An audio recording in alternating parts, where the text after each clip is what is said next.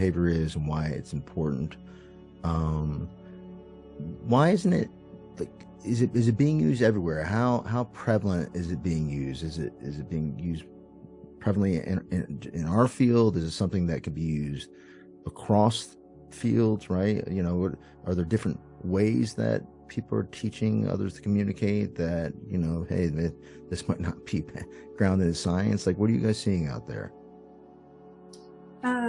Yeah, it's kind of surprising sometimes that we'll go to a training and we'll say to people, well, what are you using to assess your learners? And it's, you know, maybe the Vineland or something like that. And I understand that there are certain assessments that have to be done that are part of the IEP, but I'm always so surprised that people aren't always assessing, looking at language, because I mean, if we, especially autism, we look at autism, that's your huge deficit right there.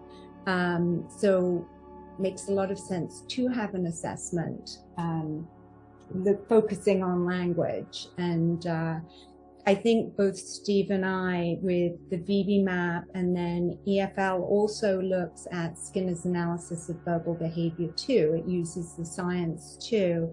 I think we both are super passionate that wouldn't it be amazing if when a learner left school, so whatever age that was, every learner that left school had the ability to communicate in some way, get their needs, even if it was just to ask for their 5 most favorite things, 2 most favorite things. And we know that is very possible. You know, I would think, I mean, with I don't even know who wouldn't be possible with. I mean, with 99.99999%. I mean, gosh, it's most of the problems in our world are caused by communication. So this is like generalizable to us. I think we all need some sort of, you know, assessment for our own behavior and communication to get our needs met, because we say all sorts of stupid shit, don't we? We need to be better. But there's so many kids who are going through school and they're coming out and they're not able to do that, and that is very sad for them, sad for the caregivers, the families, because gosh, what happens after age 21 and they age out, and you know, if they can't communicate, that means, and by that time, that means they're getting their needs met in other ways. They're communicating all right, but not the ways that we really want them to. That, as you mentioned, they're hitting, slapping, punching, and man, what a terrible quality of life. Who knows what this is exacerbating? You know, I'm sure there ended up being restraints and being medically restrained, and who knows, and worse. You know, it goes on up. So bad things, where if we were using some evidence, well, some science in the beginning and through every year to teach communication. In the Vineland, is that just because, you know, if you're a psychologist, when the world, you know, you have a hammer, the world looks like a nail? Is that something psychologists should normally use?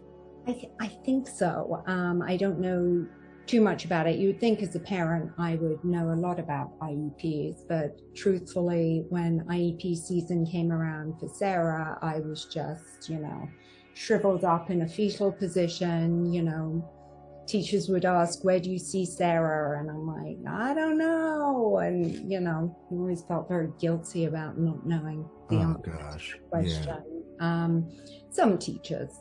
And I think the other issue is, if we're really thinking about what's going on, I feel terrible for educators because their hands are tied.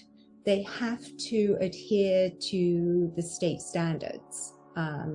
So you get all kind of wrapped up in teaching reading and math, and it's like, oh boy, these kids don't need that. They need communication. And then the other huge thing, which I think gets forgotten, and this is kind of my passion of the moment, is teaching leisure skills to kiddos. Because like you said, when they leave school at 21, where are they going? What's going to happen if they're at home and they have no way to occupy themselves in a socially appropriate way?